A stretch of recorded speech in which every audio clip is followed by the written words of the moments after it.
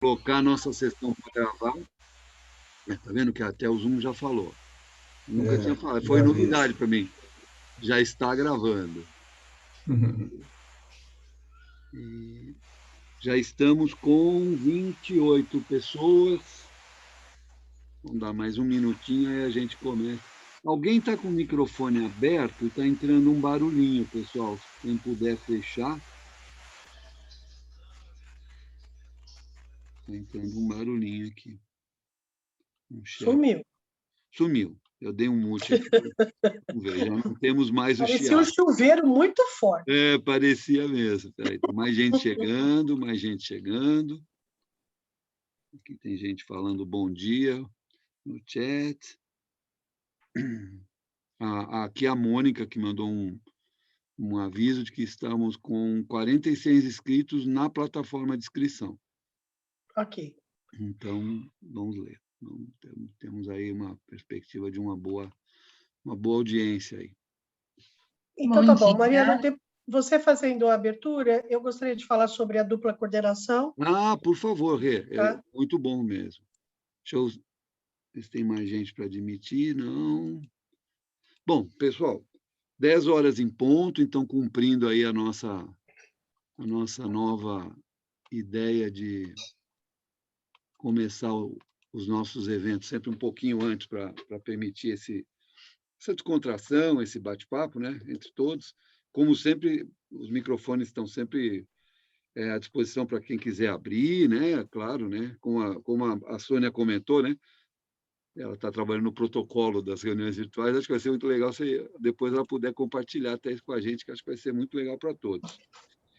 Dar as boas-vindas, agradecer a presença de quem está conosco hoje, falar novamente que essa sessão de hoje e essa apresentação está sendo gravada, ela vai ser colocada à disposição de vocês no canal do YouTube.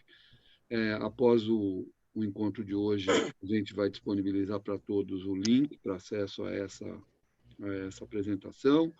O PowerPoint também vai ser disponibilizado. A ideia é que vocês possam compartilhar isso com as suas equipes, com outras pessoas dentro das empresas, que o tema, eu tenho certeza, ele é um tema que interessa a todos, né? Ele, claro, os maiores e grandes interessados são os gestores de RH das companhias, mas imagino eu que entender como fazer uma boa gestão de produtividade interessa para todo mundo dentro das empresas, né? Entender melhor, compreender os desafios e poder adotar práticas que ajudem essa melhora da produtividade, né?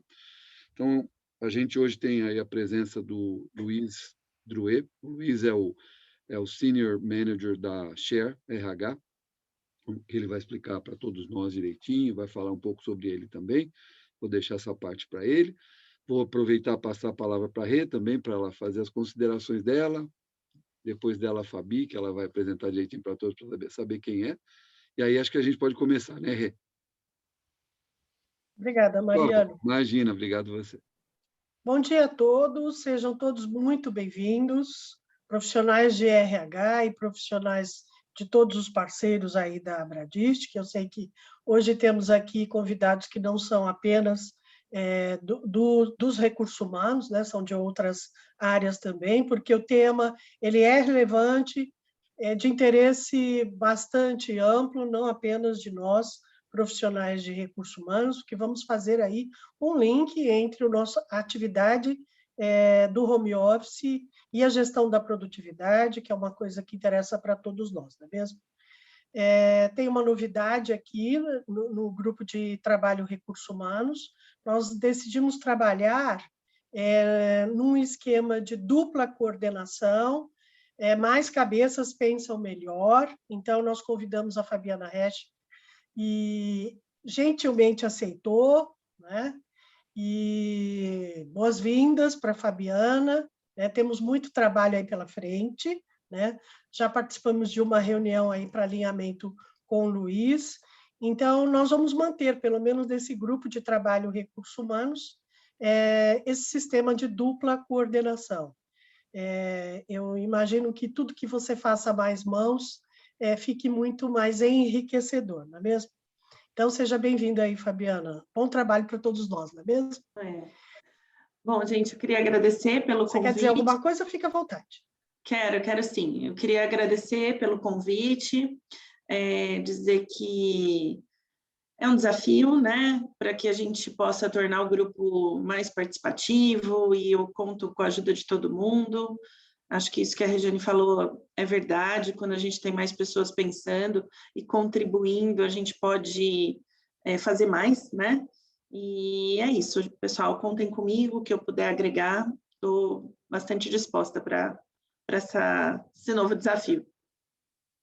Ok. E lembrando que a participação de todos vocês ela é extremamente relevante, indicando temas. Nós fizemos uma pesquisa, esse tema disparado saiu na frente, por isso que nós estamos começando com ele, mas tem outros temas que vocês indicaram, e o objetivo do nosso grupo aqui é trazer aquilo que interessa, que sirva de análise e principalmente de aplicação, né, no nosso dia a dia, não só nas nossas ações, mas como no nosso pensamento estratégico também, ok?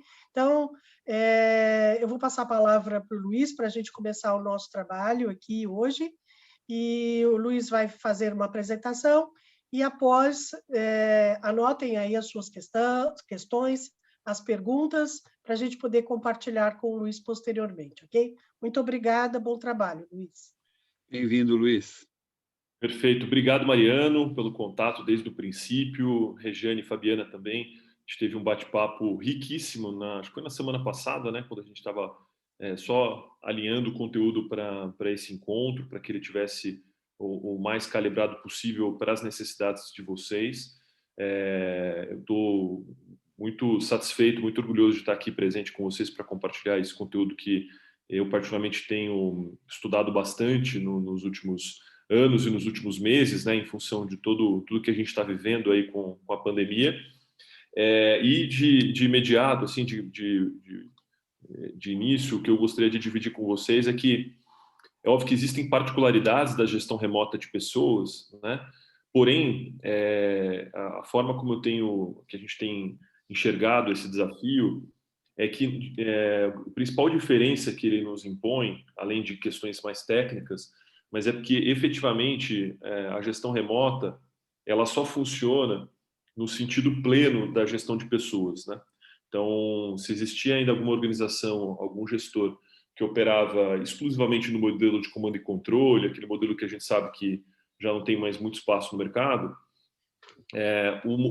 toda essa transformação que a pandemia trouxe e a necessidade das empresas se adaptarem para o modelo de trabalho remoto fez com que essas empresas tivessem que efetivamente migrar desse modelo já ultrapassado, vamos chamar assim, para a verdadeira gestão por engajamento, né? A gestão que leva à produtividade, que é o tema principal da nossa conversa, mas como uma consequência do engajamento das pessoas dentro das organizações. Então, muito mais do que falar sobre questões que surgiram, né, do meio do ano passado para cá relacionadas a trabalho remoto, a gente vai acabar falando muito da essência de gestão de pessoas, né, e da oportunidade, né, que a gente está tendo de efetivamente trabalhar esse tema junto das organizações.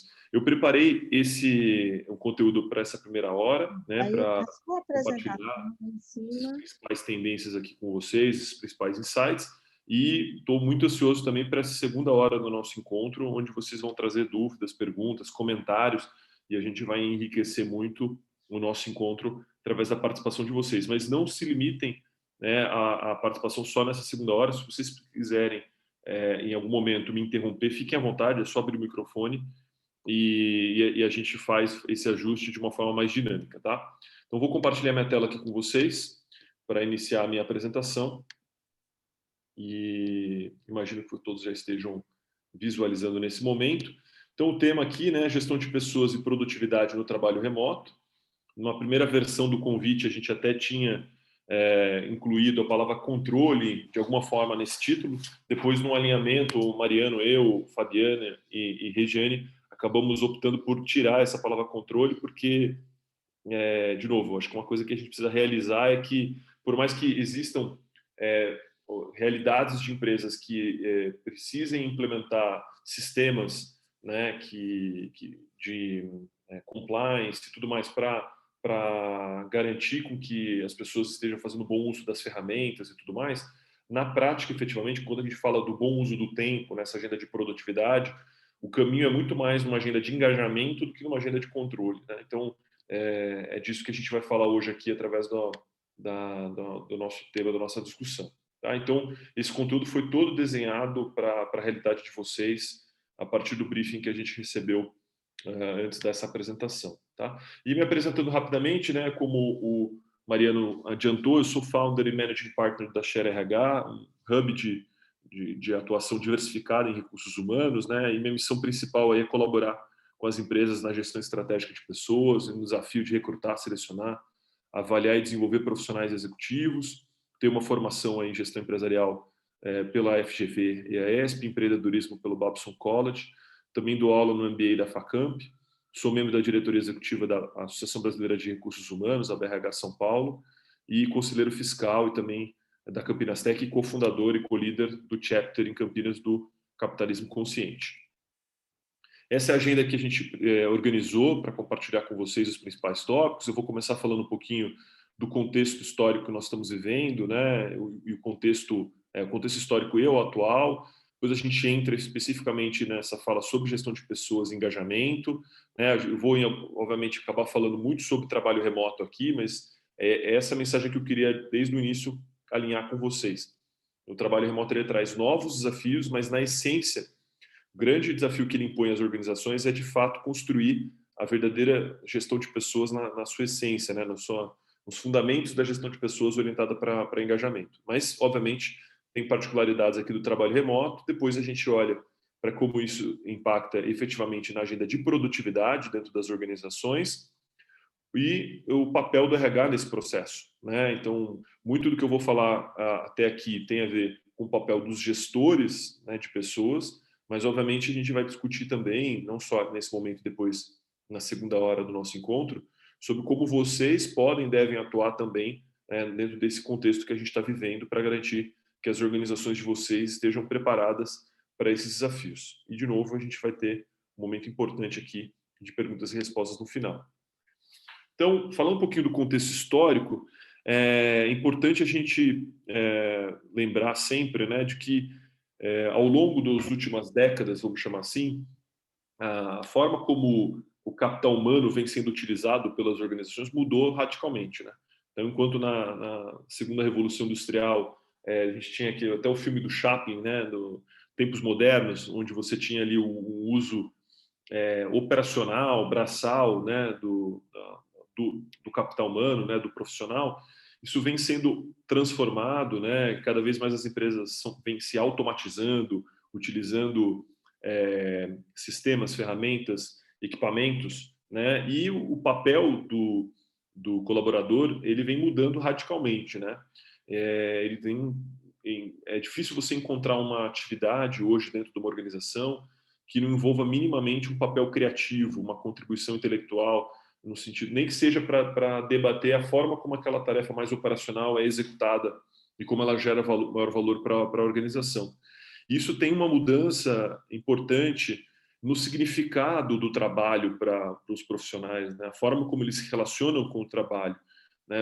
Se a gente lembrar os nossos pais, os nossos avós, basicamente a relação com o trabalho era uma relação financeira, né? De sustentação, né? O trabalho tinha um único objetivo, que era trazer sustentação para as famílias. E ao longo do tempo, nas últimas décadas, isso vem se alterando. E hoje não é que dinheiro deixou de ser importante, todo mundo tem boleto para pagar, né? Mas as pessoas já não admitem não se satisfazem exclusivamente pela remuneração, né? Então, a remuneração é um fator importante para elas, mas elas estão muitas vezes, inclusive, dispostas a trabalhar em locais com remunerações inferiores a outros, desde que eles tenham boas condições de trabalho e que eles se sintam plenamente realizados, né? Então, não é mais aquela ideia do tipo, eu vou trabalhar a vida inteira para pagar as contas e quando me aposentar eu vou fazer o que eu gosto, né? As pessoas cada vez mais estão querendo conectar isso, né? Então, eu quero ter uma fonte de renda, quero ser bem remunerado, mas eu quero me enxergar naquilo que eu faço, eu quero ter uma conexão de propósito, né? Junto do meu trabalho, do meu dia a dia. né? Então, as expectativas em relação ao trabalho mudam nesse processo também, né? Então, você tem uma mudança do ambiente de trabalho, uma mudança no modelo de trabalho, efetivamente, que já existia isso tudo antes da pandemia, né? Você já tinha uma evolução progressiva da utilização do home office, do trabalho remoto, mesmo antes da pandemia. E, obviamente, o que aconteceu, né, de março do ano passado, é que a gente, né, acho que ninguém, quando fez o planejamento estratégico de 2019 para 2020, projetava um cenário como esse, né? Um cenário completamente sem precedentes. No primeiro momento, a gente achou que iam ser 3 meses ali, né, de uma adaptação, de que a gente ia ter que se ajustar e depois ia tudo voltar ao normal. E a gente continua nessa jornada.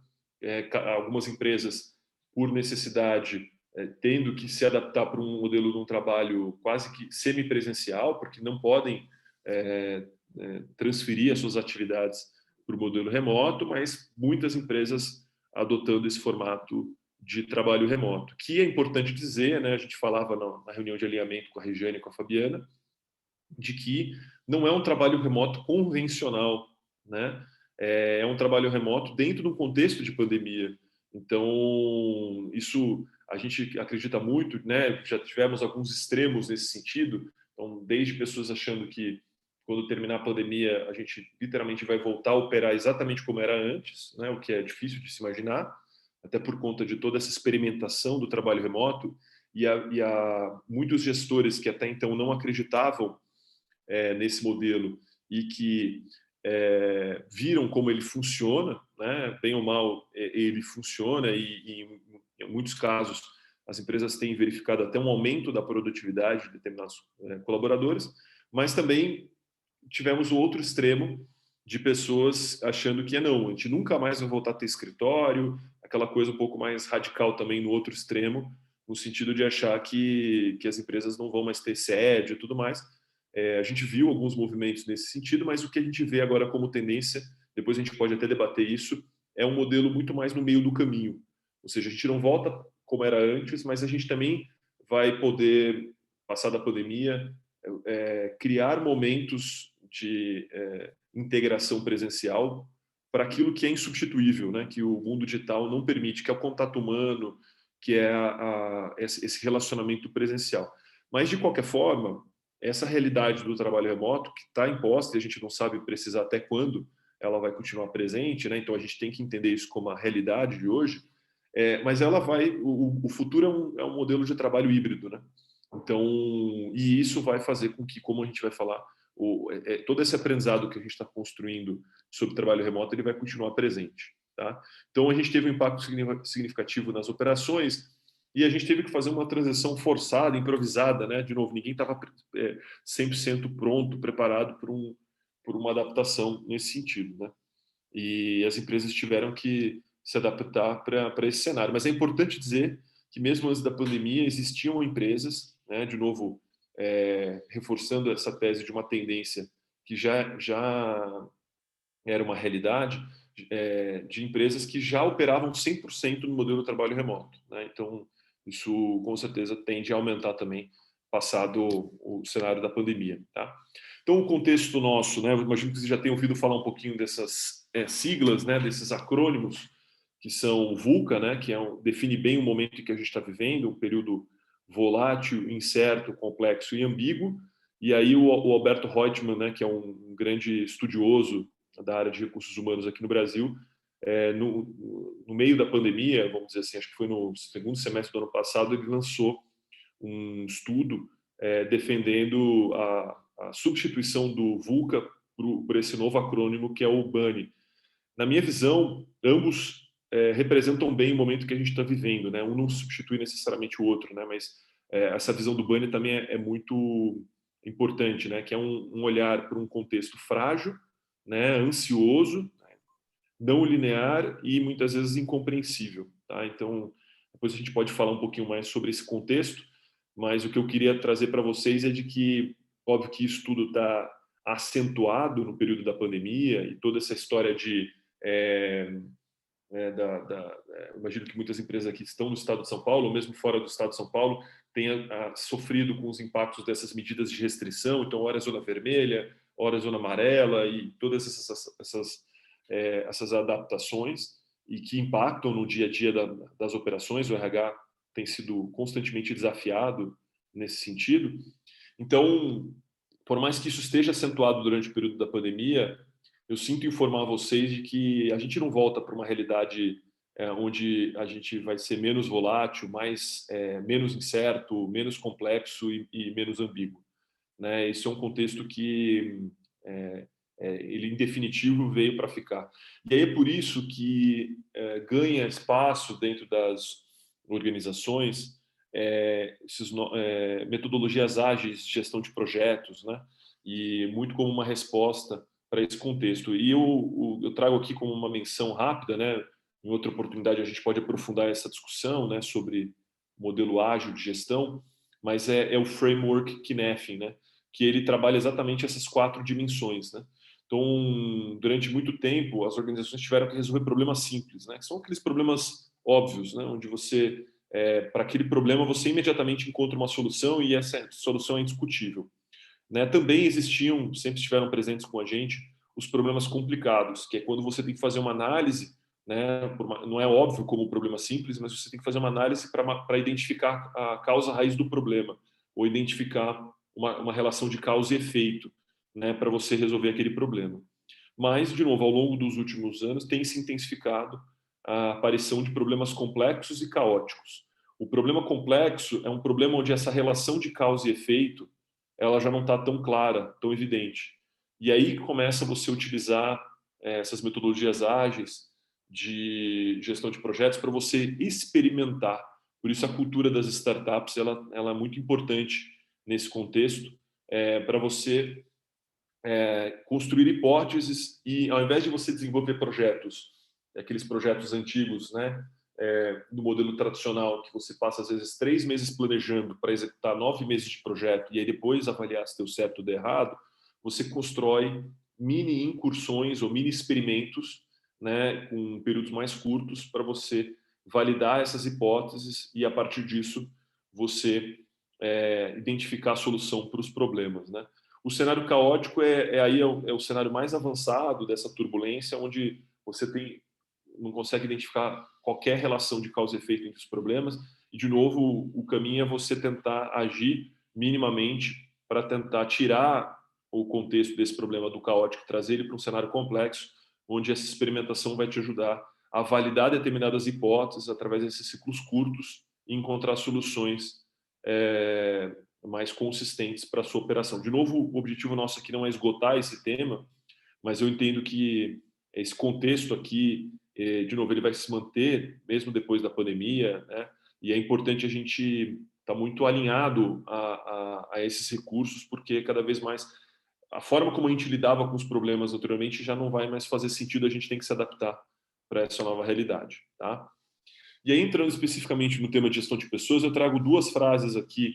Uma clássica, né, do William McKnight, ele foi o CEO da 3M, e a foto não mente, né, ele foi CEO da 3M há bastante tempo, e um dos grandes responsáveis por construir uma cultura de inovação, né, a empresa que criou o Post-it e diversos outros produtos. E ele tinha essa frase clássica, que até hoje está presente na cultura da 3M, que é: contrate bons funcionários e os deixe em paz. Então, são frases que eu vou trazer aqui para vocês como provocações para mostrar que esse contraponto ao modelo do comando e controle ele sempre teve presente, né? E ele nunca foi tão importante, né? Outro pessoa mais recente, né, da nossa história, já não está mais com a gente, o Steve Jobs, mas já um pensador mais moderno, né? Ele também trouxe uma visão muito parecida, né? Ou seja, não faz sentido você contratar pessoas inteligentes e dizer a elas o que fazer. Nós contratamos pessoas inteligentes para que elas nos digam o que fazer. Então, isso mostra muito a visão sobre o capital humano, né, que eu comentei na introdução, a forma de enxergar os colaboradores como seres pensantes, seres que têm necessidades de autonomia, de engajamento, né, e a importância da gente partir desse princípio quando a gente vai discutir a gestão de pessoas dentro do contexto remoto, tá? E essas duas frases são provocações iniciais para a gente debater muito da nossa realidade, né? A Gallup é uma grande empresa que estuda capital humano no mundo afora, né? Uma grande referência em termos de engajamento no mundo, e ela realiza constantemente pesquisas no Brasil e no mundo sobre o tema de engajamento, e esses números sempre impressionam a gente. Eu imagino que vocês já devam ter ouvido essa estatística, né? Os números parecidos, mas é a realidade que a gente tem que se adaptar, né? Então, que basicamente eles classificam, né, os colaboradores nessas pesquisas em pessoas engajadas, ou seja, são aqueles que estão com, né, vestem a camisa, fazem acontecer, entregam os resultados e ainda influenciam positivamente os demais colaboradores, né? Tem os não engajados, que são aquelas pessoas que realmente, puxa, poderia estar ali, mas poderia estar fazendo outra coisa, está ali muitas vezes pela necessidade da remuneração, mas não está contente, não está engajado. E o que mais preocupa as organizações, que são, que a gente brinca, né, que são os colaboradores terroristas, que são os ativamente desengajados. É aquele pessoal que é sempre do contra, está sempre vendo defeito nas coisas e que acaba, né, rivalizando com os engajados na influência sobre esse público intermediário aqui, né? Então, nas organizações onde a participação dos desengajados ela é maior, e eles têm um nível de influência mais significativo, você tem uma influência muito grande sobre os não engajados. Em culturas onde você tem um clima organizacional mais positivo e colaboradores mais engajados, você sempre vai ter a presença aqui dos ativamente desengajados, mas eles vão ter uma influência mais limitada e os não engajados vão estar, vamos dizer, mais próximos do nível de engajamento, tá? E aí, olhando para esses dados, né, quando a gente pensa na realidade do Brasil, hoje 27% só dos colaboradores estão engajados, 61% deles a Gallup considera como não engajados, e 12% dos colaboradores brasileiros são os ativamente desengajados, tá? A primeira reação, né, quando a gente apresenta isso para a alta liderança, a gente já sabe qual é: vamos caçar esses ativamente desengajados, vamos mandar todo mundo embora e tudo mais e tal. E não que a empresa não deva fazer uma avaliação constante dos seus colaboradores e tudo mais, mas aqui a gente está discutindo cultura, né? A gente está discutindo clima organizacional, temas estratégicos. E o que significa? Que por mais que você eventualmente desligue esses colaboradores, se você preservar sua cultura, o seu modelo de gestão de pessoas e não fizer uma mudança importante nesse modelo de gestão, por mais que essas pessoas saiam, fatalmente esse percentual ele não vai demorar muito tempo para ele voltar a ter essa participação. Então, a gente está falando aqui de uma mudança, não uma estratégia de caça às bruxas, mas uma mudança estrutural no modelo de gestão, e que isso passa necessariamente pela liderança, pelos gestores de pessoas, né, um papel fundamental do RH nessa jornada para diminuir, obviamente, a participação dos ativamente desengajados, diminuir a participação dos não engajados e aumentar o engajamento dos colaboradores. Talvez vamos dizer, o mantra, né, dos RHs dentro das organizações é trabalhar por uma equipe cada vez mais engajada, porque, obviamente, isso traz um impacto tremendo, né, dentro das organizações. E aí, quando a gente fala de engajamento, né, contraponto a esse modelo tradicional, né, o modelo já ultrapassado de comando e controle, é importante a gente estudar muito sobre essa literatura mais contemporânea sobre motivação, né? A gente ainda vê muitos gestores que foram forjados, né, no modelo mais tradicional da motivação 1.0, 2.0, que é aquela coisa do reconhecimento ou da punição, né? Mas a literatura contemporânea, né, tem demonstrado que, especialmente a forma como as pessoas se relacionam com o trabalho na atualidade, ela exige uma abordagem diferente relacionada à motivação, né? O que o Daniel Pink vai dizer no livro dele, Motivação 3.0, né? Para quem não leu, eu recomendo fortemente a leitura. E quem quiser também, ele tem um TED que fala sobre esse tema muito bacana, disponível, né, nas redes sociais. Ele vai dizer o seguinte: olha, para determinadas atividades exclusivamente operacionais, que é aquele trabalho braçal mesmo, o modelo do incentivo de premiação e punição, ele até faz sentido, ele gera algum resultado positivo. Tá?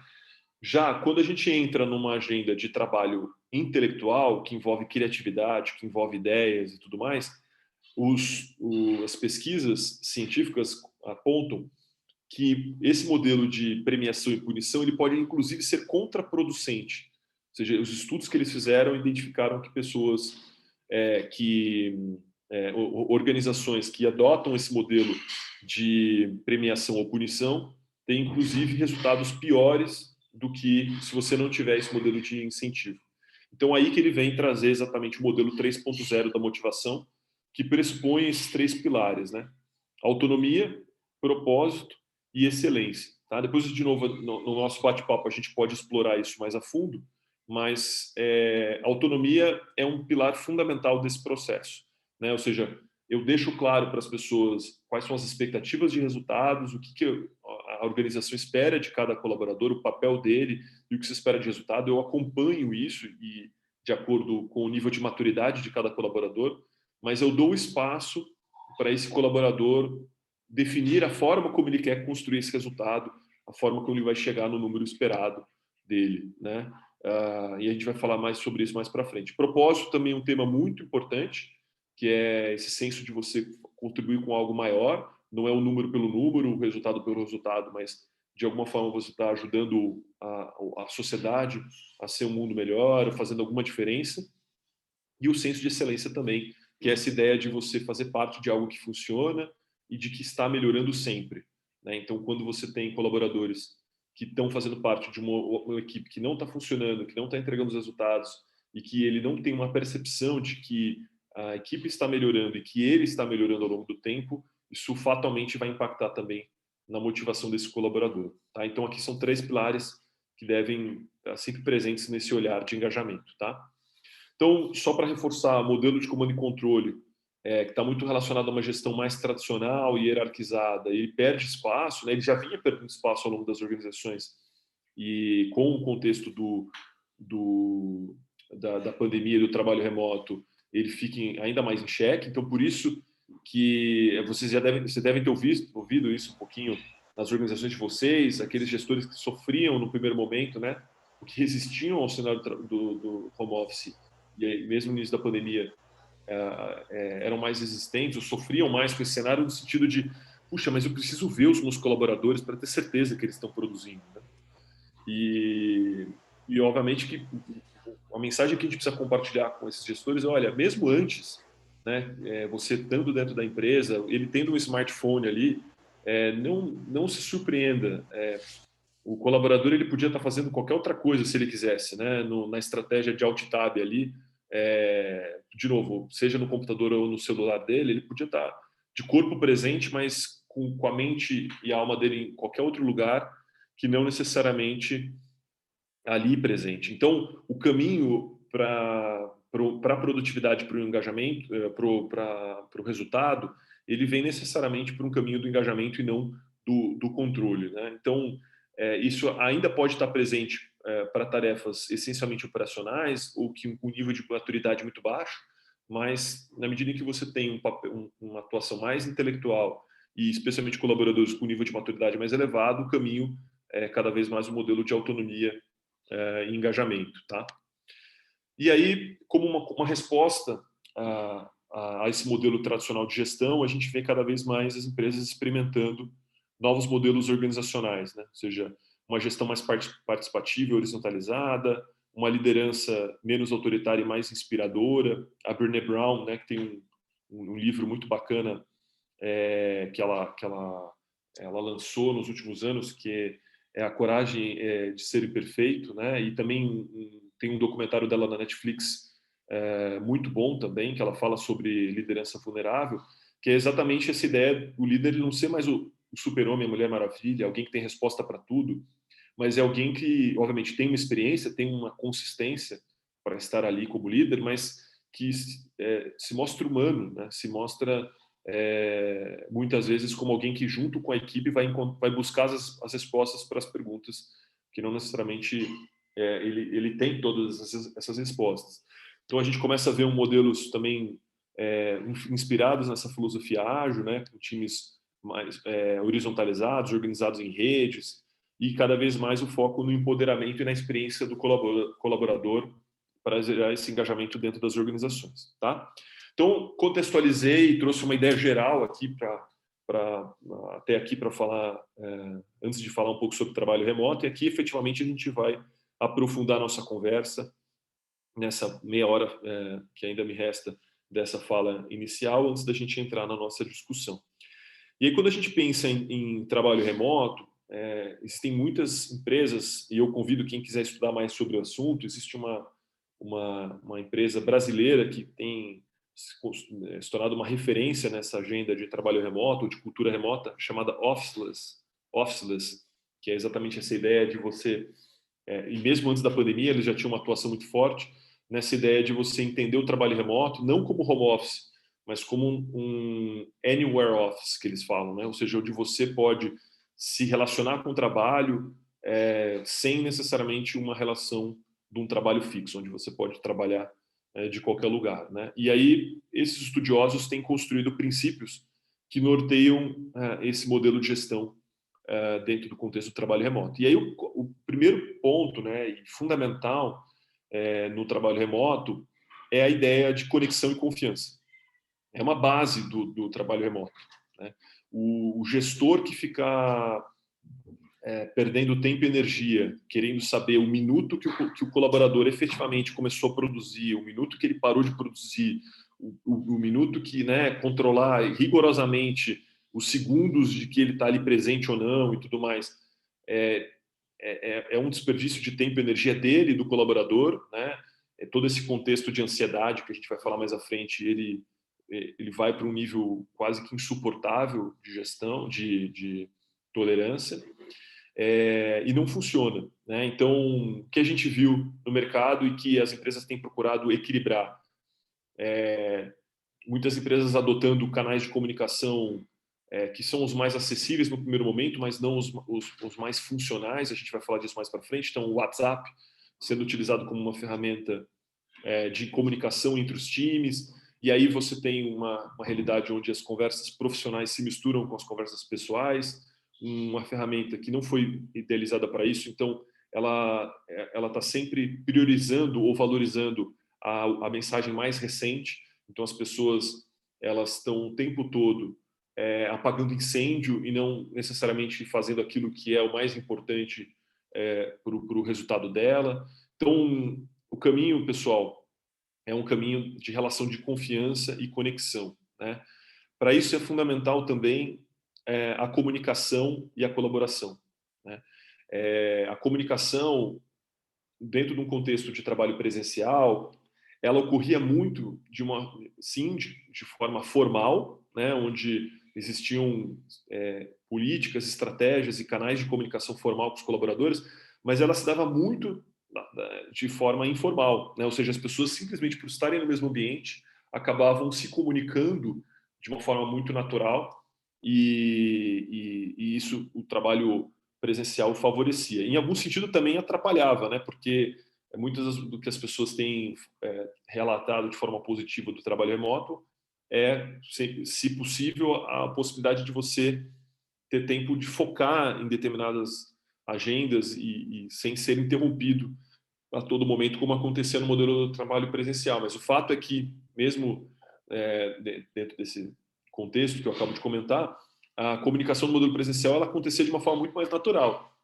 No modelo de trabalho remoto, ela continua sendo importante, e o que é necessário é organizar essa comunicação, não simplesmente fazendo um copy and paste, né, uma simples adaptação para o modelo remoto, mas repensar essa comunicação, né, e a gente vai falar um pouco mais disso mais à frente, sobre comunicação síncrona e assíncrona, e outros aspectos que favorecem isso. E colaboração. Um dos lados negativos do trabalho remoto é o isolamento, o sentimento da pessoa de tipo, eu estou sozinha, eu não sinto tanto forte esse senso de pertencimento, né, de eu estar junto com as pessoas, e nem isso não deveria ser uma regra geral. A gente deve criar meios também para favorecer essa colaboração, para que as pessoas possam atuar em conjunto. Afinal, os times, as organizações não são composto por pessoas isoladas, né? As pessoas, elas efetivamente, para produzir, elas precisam trabalhar de forma integrada. Fundamental também dentro desse contexto a gente ter uma comunicação clara sobre objetivos e que esses objetivos sejam claros e convergentes, ou seja, não tem mais espaço para a gente as pessoas, né, um colaborador ali no meio do mês ele não saber o que se espera de resultado dele, né? Obviamente que existem áreas como a área comercial ou áreas onde o resultado ele é mais, as empresas estão mais acostumadas a mensurar performance, mas o caminho necessariamente é mesmo em áreas de suporte, sejam com que você tenha expectativas bem definidas e bem comunicadas sobre performance, porque é esse o caminho da gestão da produtividade, ou seja, é você definir bem essas expectativas e acompanhar da forma adequada essa jornada para dar o suporte necessário para que os colaboradores entreguem aquilo que se espera deles. É uma gestão orientada por resultado e não por tempo investido ou por esforço, como é o modelo do comando e controle tradicional. Tá? A liderança, naturalmente, ela precisa se adaptar a esse contexto. De novo, a equipe não está à disposição a todo momento. Não dá para o líder imaginar que ele vai conseguir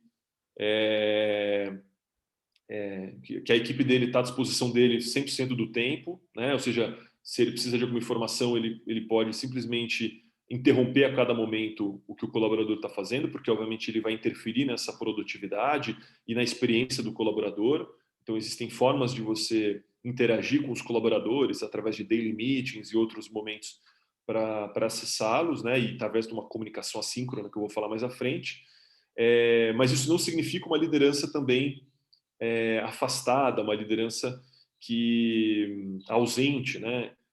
O líder precisa estar presente para acompanhar esse colaborador e entender as necessidades dele dentro desse novo contexto, né? Não é um período fácil para ninguém, está todo mundo vivendo esse contexto de pandemia. A gente vai falar sobre saúde mental mais à frente, mas é fundamental que as pessoas se sintam acolhidas dentro desse processo, né? Então, isso muda necessariamente a forma de liderar e fazer gestão. Essa cultura remote first, né, o primeiro remoto, né, a ideia é a seguinte, de que se você tem, mesmo num futuro híbrido, né, onde passada a pandemia a gente vai ter uma tendência de algumas organizações voltarem predominantemente para um modelo mais presencial de trabalho, se você tem pelo menos uma pessoa ou parte, mesmo que uma parte menor em termos de representatividade do seu time, que trabalha de forma remota, isso significa que não dá para você ter uma cultura presencial que se adapta exclusivamente para esse público, para essas pessoas que trabalham remotamente. Então, uma cultura presencial que exige uma adaptação para aquelas pessoas que estão remotamente, porque senão essas pessoas não vão se sentir plenamente integradas à gestão do trabalho remoto. Então, o caminho correto é o quê? É você tendo pelo menos uma pessoa no seu time que não tem essa dinâmica presencial de trabalho, todo o time precisa se organizar de uma forma a documentar os documentos, a utilizar ferramentas que facilitem essa cultura remota, mesmo aqueles que vão estar de forma presencial. Inclusive, tem muitos estudiosos dizendo que, na medida em que a gente voltar aprendendo muito sobre esse período que a gente está vivendo e sobre essa cultura remota, voltando para o modelo presencial, a gente, né, de novo, acreditando numa realidade híbrida, mas aquele tempo em que as pessoas trabalharem presencialmente, se eles estiverem adotando os princípios da cultura remota, mesmo trabalhando de forma presencial, eles vão ser muito mais produtivos do que eles eram antes, exatamente por conta dos benefícios dessa cultura remota. E isso está muito relacionado à forma como a gente organiza documentos e processos, tá? E aqui eu vou trazer um exemplo prático. Numa cultura presencial, a gente sempre tinha a oportunidade, né? Tinha um colega que sentava duas posições de trabalho de distância da minha posição. Então, ao invés de eu me organizar para ter acesso às informações no devido momento, eu improvisava muito, porque eu sabia que quando eu precisasse daquela informação, eu chamava o colega, ele esclarecia aquela dúvida e eu resolvia aquilo. caminho, as empresas vão precisar avançar numa agenda de uma cultura de gestão do conhecimento e organização dos documentos e processos de uma forma mais clara, né? Que permita com que qualquer pessoa, sem necessariamente precisar ficar acessando as outras o tempo todo, consiga desempenhar as suas atividades, os seus papéis. Tá? De novo, mesmo numa realidade presencial, isso é importante, porque às vezes eu tenho aquela falsa expectativa de que a pessoa vai estar ali para responder uma dúvida minha, mas se ele passou o dia inteiro em reunião e treinamento, ou, por exemplo, aquele é um dia de home office para ele, eu vou ter uma dificuldade maior de acessar essas pessoas. Então, não quer dizer que a cultura remota não permita com que as pessoas sejam acessadas em algum momento e cada empresa vai encontrar a sua ferramenta de comunicação para permitir que isso aconteça, mas a premissa aqui é garantir com que as pessoas possam ter mais tempo de produção. Né? Acho que um erro que muitas empresas cometeram numa adaptação improvisada para o modelo remoto é aquela realidade onde a gente, para cada projeto, para cada desafio, para cada tarefa, para cada processo, a gente criou uma reunião. E aí o que a gente acabou vendo na rotina, não só nossa, mas dos nossos colaboradores, é aquela rotina onde você olha a sua agenda de segunda a sexta-feira e ela está totalmente preenchida por reuniões e calls, uma em sequência da outra. Né? Das 9 horas da manhã às 6 horas da tarde, com um pequeno break ali no almoço, né? Quando é possível, as pessoas estão com agendas programadas. E aí entra aquela questão, poxa, então, se eu estou fazendo reunião o tempo todo, que horas eu vou produzir? Que horas que eu vou... a cada reunião eu tenho que me preparar para aquela reunião e eu tenho tarefas para executar, né? Na maior parte das reuniões que eu participo.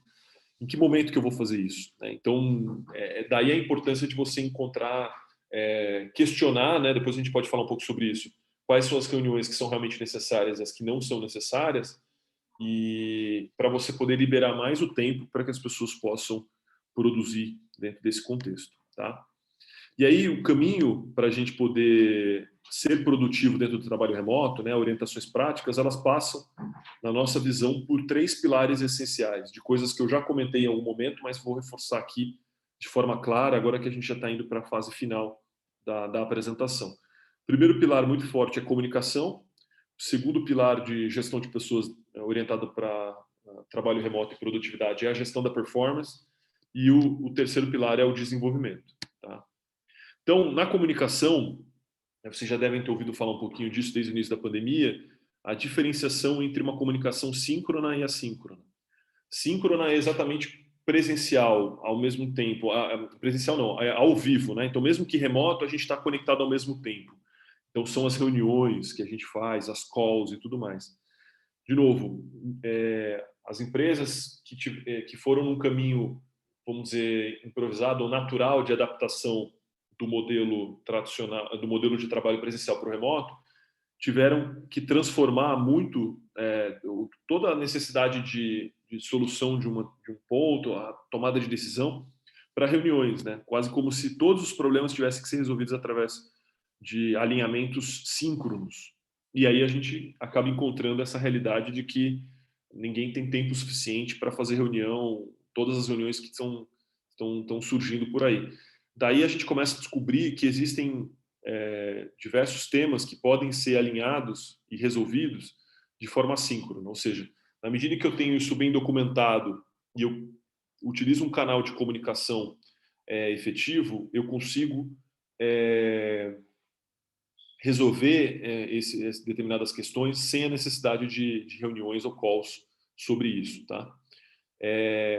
Para isso, é fundamental que toda a comunicação ela tenha clareza e transparência, completude e disponibilidade. Né? O que é o conceito de completude? Quando eu estou no modelo síncrono, eu faço uma pergunta para a Regiane. Né? Regiane, quanto tempo falta para o final da nossa apresentação? Né? Uma pergunta mais superficial. Ela vai dizer para mim, olha, faltam 13 minutos, Luiz. Aí eu, não, eu quis dizer, não para o término da minha fala, mas ao final da nossa reunião. Ah, não, então você quis isso, então é 1h e 13 minutos que a gente tem ainda até o final da reunião. Então percebam, se isso no modelo síncrono te permite você fazer uma pergunta, um pedido de informação de uma forma mais superficial, porque você tem a possibilidade de corrigir caso a compreensão daquela pergunta não seja completa.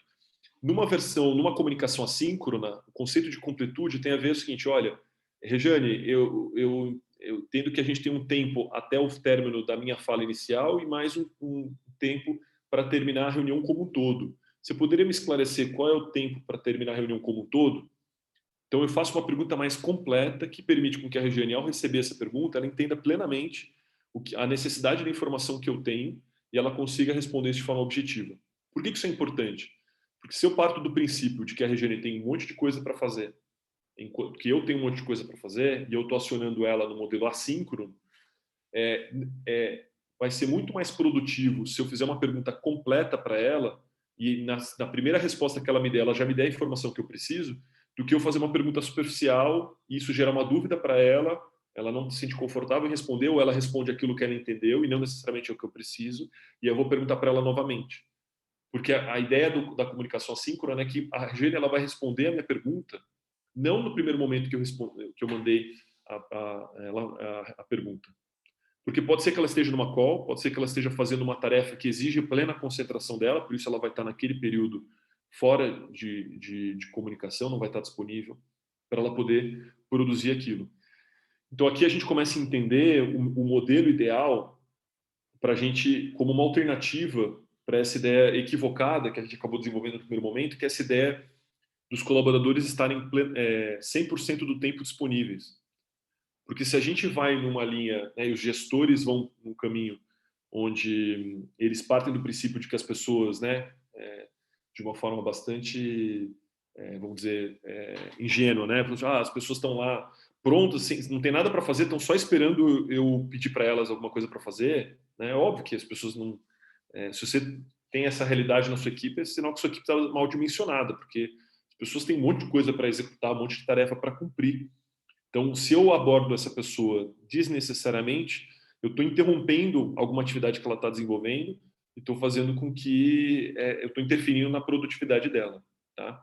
Então, a partir desse momento, na comunicação, a gente vai ter uma comunicação com uma frequência definida, né? Ou seja, eu não vou ficar falando com a minha equipe o tempo todo, mas eu vou falar com eles de forma frequente, pelo menos uma vez por dia, vou ouvi-los, que é muito importante, e eu vou escolher os canais de comunicação de forma estratégica.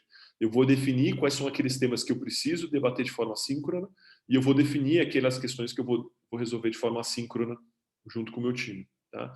E aí alguns rituais eles têm ganhado muita força, né? De novo inspirado muito através das metodologias ágeis de gestão de projetos, que são as daily meetings ou reuniões diárias que você faz ali com o time, os all hands, que são momentos onde você reúne toda a sua equipe ou todos os colaboradores uma vez por semana, uma vez por mês, para construir os alinhamentos mais importantes. Tá? De novo, fica sempre a provocação nesses momentos sobre a real necessidade das pessoas estarem presentes. Às vezes, por insegurança do gestor, ele vai querer reunir todo mundo o tempo todo para garantir que esteja todo mundo alinhado.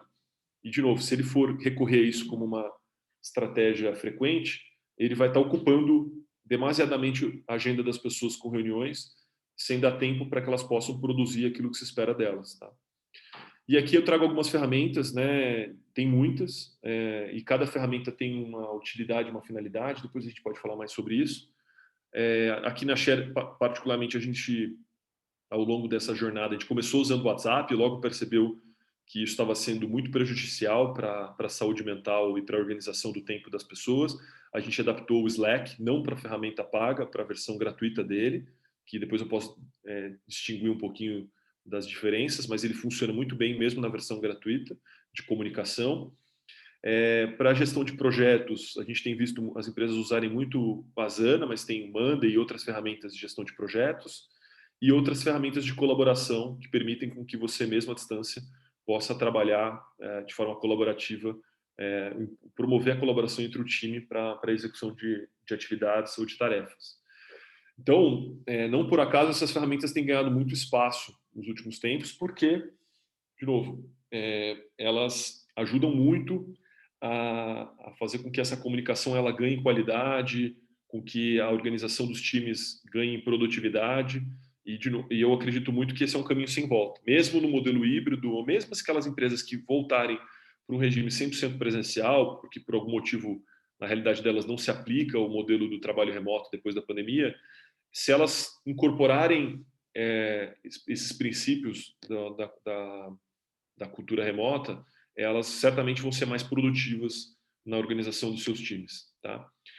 Um outro objetivo fundamental é a gestão da performance. Então, se eu entendo que eu não posso e não devo ficar microgerenciando cada atividade, cada tarefa, controlando a cada período se aquele profissional ele produziu, não produziu e tudo mais, mas eu vou dar mais autonomia para ele, isso não significa que eu vou deixá-lo solto, no sentido de deixá-lo sozinho. Depois a gente vai falar sobre liderança situacional, mas é esse princípio de você entender o nível de maturidade de cada colaborador. Então, é muito importante você, para qualquer colaborador, ter objetivos claros, metas bem estabelecidas, né? A metodologia SMART ela define aqui que as metas sejam específicas, mensuráveis, atingíveis, realizáveis e temporais, tá? Criar uma cultura de accountability. O que é essa cultura de accountability? É uma cultura onde as pessoas entendem que, no bom sentido, elas vão ser cobradas por aquilo que se espera delas, isso não vai passar batido, e as pessoas que não performaram bem vão ter o apoio necessário para conseguir reverter esse quadro e entregar aquilo que se espera delas, e aquelas pessoas que estão entregando aquilo que se espera vão ser reconhecidas e valorizadas por isso.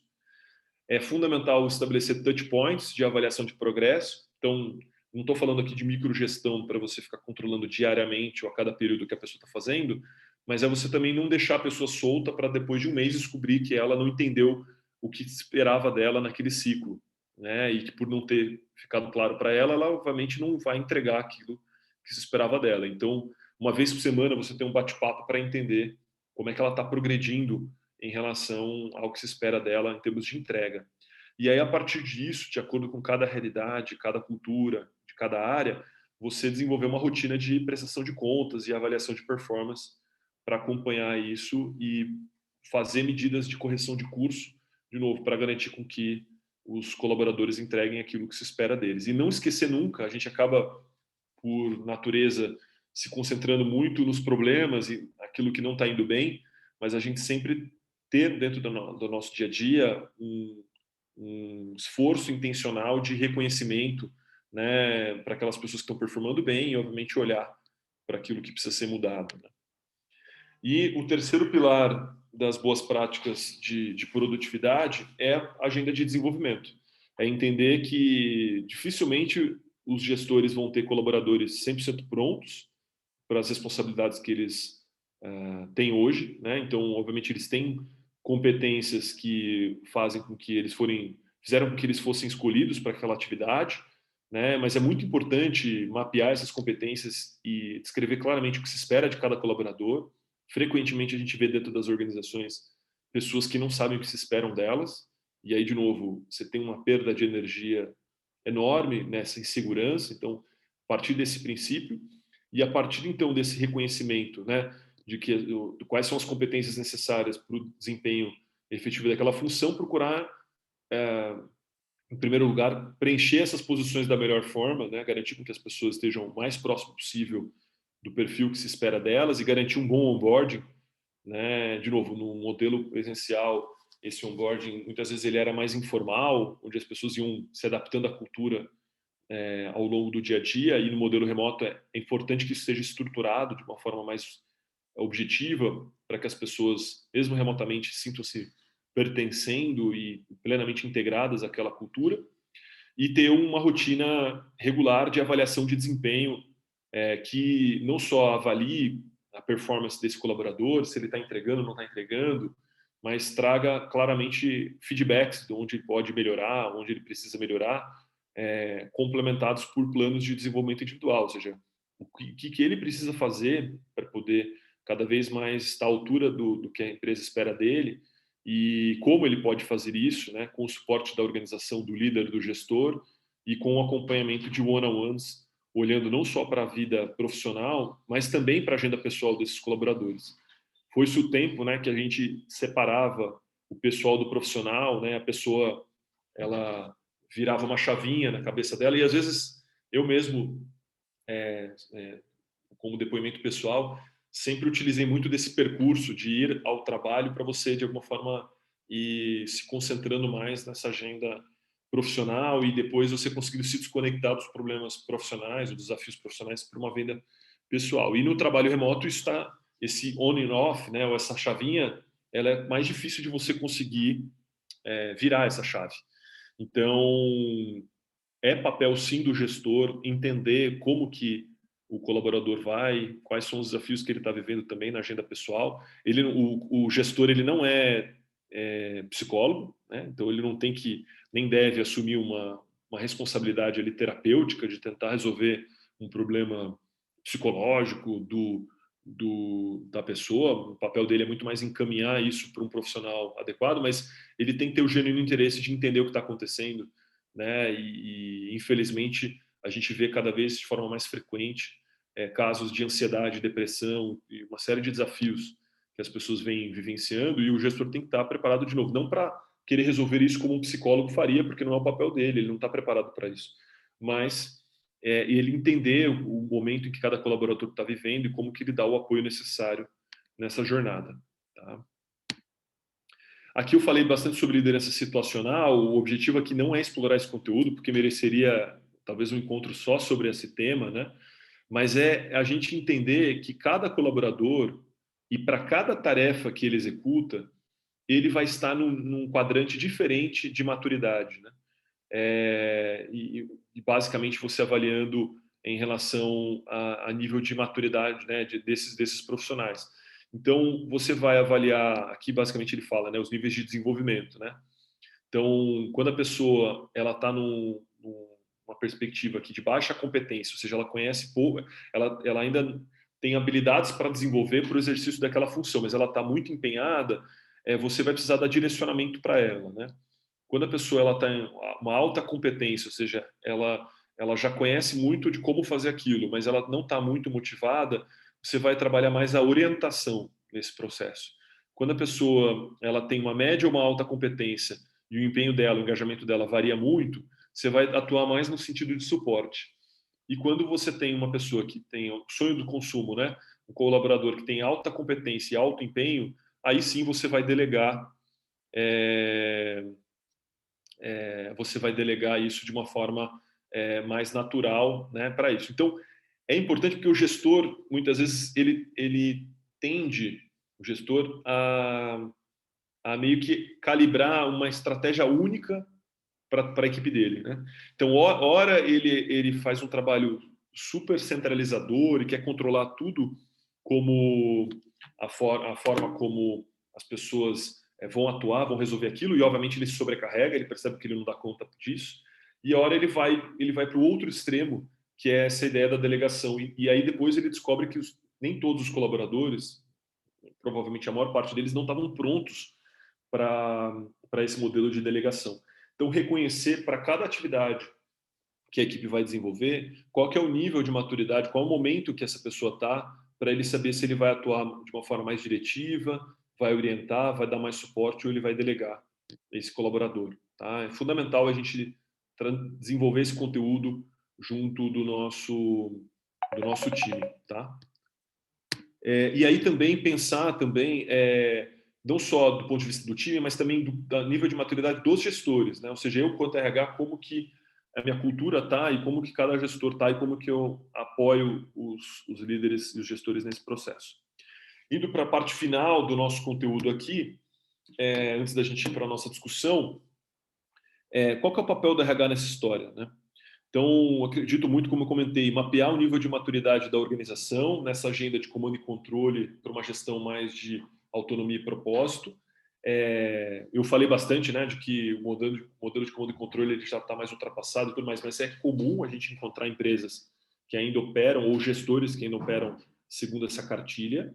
Não tem problema, o nosso papel é ser um agente de mudança, de sensibilizar e ajudar as pessoas nessa jornada de adaptação para esse novo modelo. E não é que existem dois estágios exclusivamente, né? Ou seja, ou a empresa está 100% no modelo de comando e controle, ou ela está 100% no modelo de autonomia e propósito. É natural que exista uma graduação, tanto da organização nessa jornada, quanto do gestor. É importante mapear isso e atuar de forma estratégica. É papel, sim, do RH sensibilizar e capacitar os líderes e os gestores. Por isso que eu acho que é muito bacana, né, Mariano? O fato desse conteúdo ficar disponível para vocês poderem pegar trechos, de repente, dessa fala e reproduzirem com as equipes de vocês. Promover canais e ferramentas de comunicação interna. O papel do gestor nessa comunicação é fundamental, mas não dá para depender só dele para promover essa comunicação efetiva. O RH tem um papel de protagonismo nisso. E planejar e executar momentos além do trabalho, né? Isso é uma necessidade humana, essa necessidade de conexão, e o trabalho remoto, muito em função dessa estratégia que eu comentei, da gente estar muito transformando toda tarefa, toda decisão que a gente precisa tomar numa reunião, e as pessoas estarem o dia todo numa maratona de calls. Isso tem feito com que a gente tenha, por mais que esteja presente ali falando sobre trabalho, a gente não tem aquele momento do cafezinho que o Mariano estava falando hoje mais cedo, aquele encontro improvável, não planejado, e as pessoas sentem falta. Então, é papel do RH também criar esses momentos, tá? E aí, nessa linha, preparando o conteúdo para essa apresentação, me chamou a atenção esse conteúdo super recente, né, que foi lançado, acho que há uma semana ou duas, pelo Fórum Econômico Mundial, que ele fala exatamente, né, 3 formas de humanizar o RH e criar uma cultura de conexão. Exatamente sobre essa necessidade de conexão. Independente das pessoas estarem no modelo remoto, a gente precisa criar essas conexões. E aí o artigo, eu recomendo a leitura depois para quem quiser se aprofundar, mas ele fala de 3 formas para o RH criar essa cultura de conexão, né? Então, o pessoal adora criar nome para a área de RH, né? Vocês já devem ter sofrido com isso algumas vezes, porque virou e mexeu, alguém já quer criar um novo nome, né? E o Fórum Econômico Mundial traz essa provocação, de repente, de mudar o nome do time de RH para time de conexão, exatamente para fortalecer a importância da ideia da conexão, né? Dentro das relações de trabalho, mas principalmente aqui mapear e mensurar as emoções das pessoas, né? Especialmente nesse período que a gente está vivendo, é normal as pessoas não estarem bem, né? E a gente primeiro precisa entender isso, mas ao mesmo tempo não banalizar isso no sentido de é normal, então segue a vida, vamos embora, porque chega um momento em que as pessoas simplesmente não aguentam mais, né? E aí começa a aparecer situações de burnout, né? Afastamentos e tudo mais. Então é importante mapear e mensurar as emoções e principalmente aí treinar os gestores, os líderes e as equipes em relação à gestão emocional. É óbvio que entra numa agenda muito individual de cada pessoa, da forma como cada pessoa está lidando com esse cenário todo, mas é papel sim da organização trazer essa capacitação para que as pessoas aprendam a lidar com tudo isso, né? Indo para o final, pessoal, papel do RH também, né, criar alternativas. Então, eu não sei quantos de vocês já ouviram falar dessa ferramenta nova, é uma startup que surgiu há poucas semanas, que chama Gather, e o site deles é gather.town, aqui, gather.town, e ele é um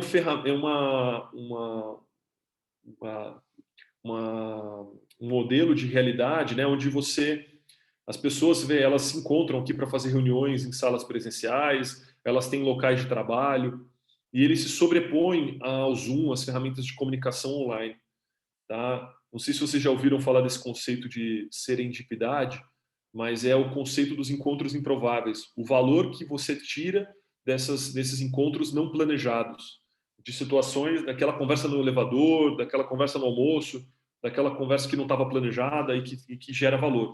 Então, o que você fala, pô, Luiz, mas eu vou usar essa ferramenta para as pessoas ficarem lá brincando de bonequinho? Não é isso. É criar momentos dentro da agenda onde as pessoas vão poder fazer reuniões, só que ao invés de ela fazer uma reunião no modelo do Zoom, ela vai fazer uma reunião aqui. É um dos estudos que tem sido feitos sobre o desgaste emocional das reuniões online é o fato da gente estar se olhando o tempo todo, né? Ferramentas como o Zoom, ela permite com que sua câmera está sempre aberta para você. A gente não está acostumado a ficar olhando no espelho o dia todo. Isso consome energia da gente, né? Então, são formas alternativas da gente lidar com esse desafio atual. Eu recomendo vocês darem uma olhada. Tem modelo free, né, de você poder experimentar e depois, se fizer sentido, fazer um investimento para utilizar essa ferramenta no dia a dia. A gente tem visto algumas empresas adotando e elas têm falado muito bem sobre isso. E, para fechar, pessoal, não é o foco da nossa conversa. Um outro momento a gente pode vir falar sobre saúde mental, vocês encontrarem especialistas para falar desse assunto. É um tema muito importante, né? O momento em que a gente está vivendo não é um modelo de trabalho remoto ou um trabalho híbrido normal. Passada a pandemia, aí sim a gente vai poder explorar todos os benefícios do trabalho remoto, do trabalho híbrido, com os benefícios que hoje a gente não consegue usufruir, né? Que é a pessoa poder sair na hora do almoço para passear, sair um pouco de casa, né? A gente está num contexto bastante complicado, né? Então a gente precisa considerar isso. É muito importante a gente criar canais de comunicação e apoio aos colaboradores sobre essa agenda de saúde mental, não só com gestores, mas canais direto com o RH, e procurar implementar boas práticas, né? Então, esse é uma prática que muitas empresas têm adotado, né? Ou seja, você programar já intencionalmente com que todas as reuniões não durem 1 hora, elas terminem 5 minutos antes para você ter o tempo de levantar da cadeira, beber uma água, ir no banheiro, dar uma respirada, antes de se conectar de novo numa próxima reunião. Bloquear os horários de almoço, né, para que as pessoas possam ter essa hora do almoço com qualidade, podendo relaxar, podendo estar com a família, independente, né? Puxa, mas hoje a pessoa não tem mais que se deslocar, às vezes até um restaurante, pegar fila, almoçar e voltar. Não importa, é importante, mesmo que ela tome ali 15, 20 minutos do tempo do almoço para almoçar, esse tempo restante é importante para ela se desconectar do trabalho, né? E ter um controle rigoroso de horas extras. Então as pessoas têm, até por essa questão de inovar, não tenho muito o que fazer, não posso ir no clube, não posso ir no cinema. Então as próprias pessoas estão indo numa agenda de ir além da conta na jornada de trabalho e tudo mais. No curto prazo aumenta a produtividade, mas a gente paga o preço. Chega um momento que isso fica insustentável. Então muito importante proativamente o RH junto com os gestores monitorar isso e trazer essa discussão com os colaboradores. Ainda tem muito um paradigma equivocado no mercado sobre alta performance, né? A alta performance é o cara que trabalha de final de semana, 15 horas por dia. Esse super-homem não vai muito longe. A gente precisa ressignificar, né? O alta performance é alguém que trabalha dentro de uma jornada normal de trabalho e cumpre as suas expectativas, supera as expectativas com as entregas que realiza. É esse profissional que a gente quer reproduzir dentro das nossas organizações. Então é isso que eu queria dividir com vocês, e super ansioso aí para o nosso debate. Eu vou interromper o compartilhamento de tela. Se vocês quiserem voltar em algum slide, é só me pedir, eu compartilho de novo. Mas se não, eu queria ouvir um pouquinho dos comentários de vocês, das perguntas, para a gente enriquecer a nossa segunda parte aqui do nosso momento em conjunto. Bom, Luiz, eu quero, antes de mais nada, agradecer muito aí pela tua apresentação, seguramente super enriquecedora. Acho que você contextualizou aí uma parte fundamental, né, dos problemas que todo mundo está vivendo hoje, e de uma maneira muito didática. Realmente, obrigado aí pelo material que você preparou, obrigado pelo que você trouxe para a gente. Eu entendo que vai ajudar a maioria das pessoas que estão conosco. Para a gente tentar uma questão de ordem aqui, quem não quiser abrir câmera para falar, por favor, mande no chat, que toda oportunidade de tiver uma brechinha, eu coloco para o Luiz as questões. Quem tiver vontade de abrir as câmeras e os microfones também, vamos fazer. Aqui no Zoom, vocês têm aquelas mãozinhas, né? Você pode levantar para pedir para falar. E lembrando, só antes de eu parar a minha fala aqui, que tudo isso está gravado, a apresentação do Luiz vai ser disponibilizada. Eu entendo que possivelmente essa vai ser uma de uma série de encontros que possivelmente nós teremos, que o Luiz trouxe tantos e tantos assuntos aqui, todos essencialmente relevantes para a gente poder executar melhor o trabalho que é dado para o gestor de RH dentro das organizações, né? E vamos tentar aproveitar aquilo que o Luiz colocou como uma das recomendações.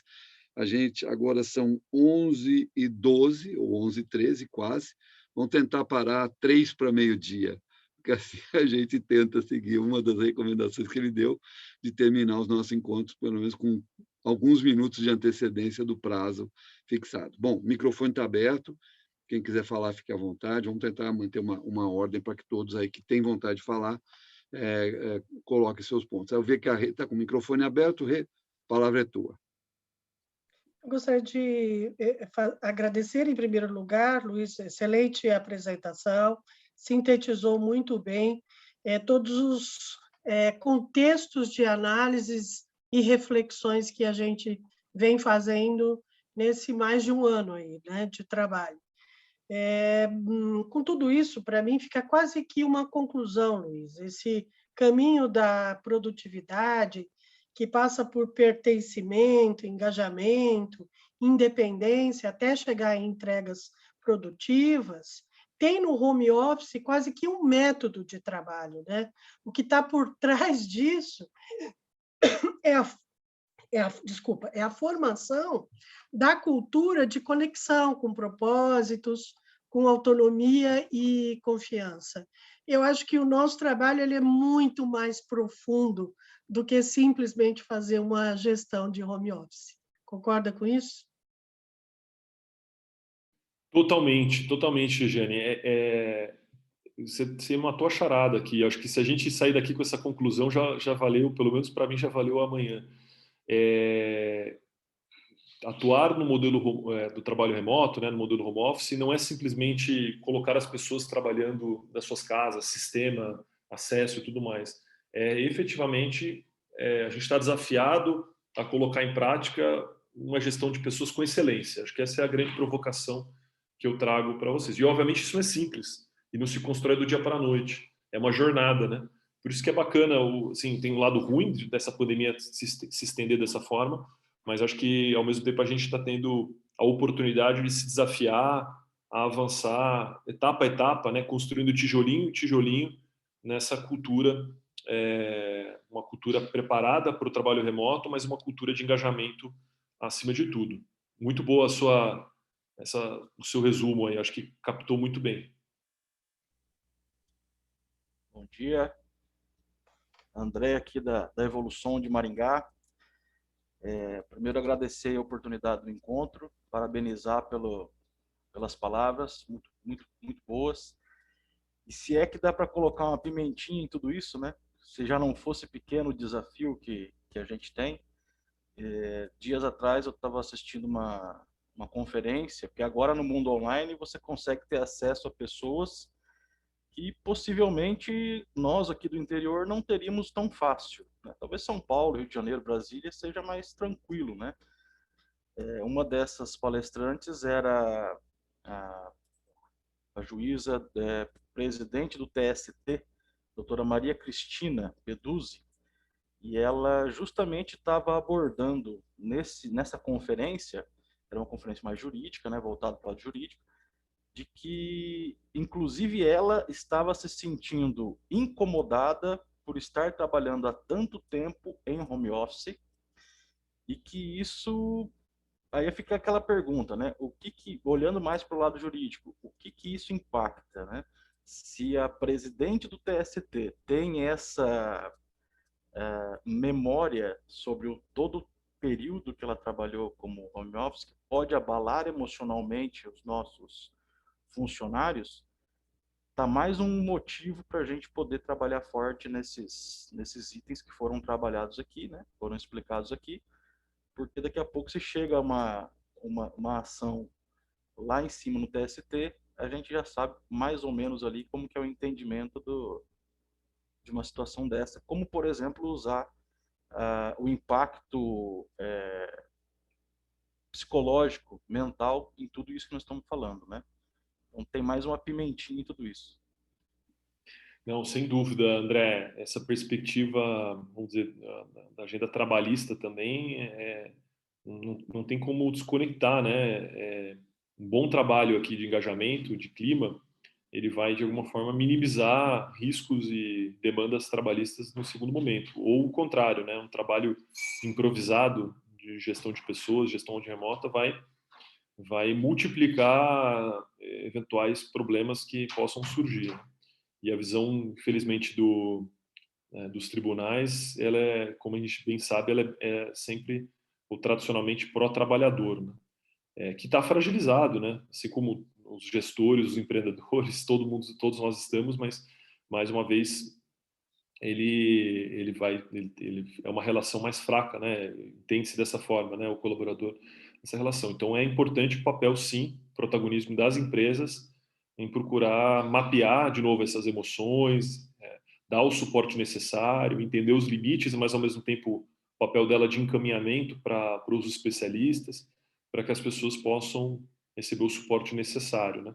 O lado bom, acho que dessa fala, né, André, que você trouxe, é de novo esse exemplo de vulnerabilidade, né? Você fala, poxa, se uma desembargadora, né, traz essa mensagem, quer dizer que tá tudo bem não estar bem, né? Ou seja, porque a gente também nesse mundo de redes sociais e tudo mais, a gente também se impõe demais essa falsa expectativa, né? Essa expectativa fora desconectada da realidade, que é estar bem o tempo todo.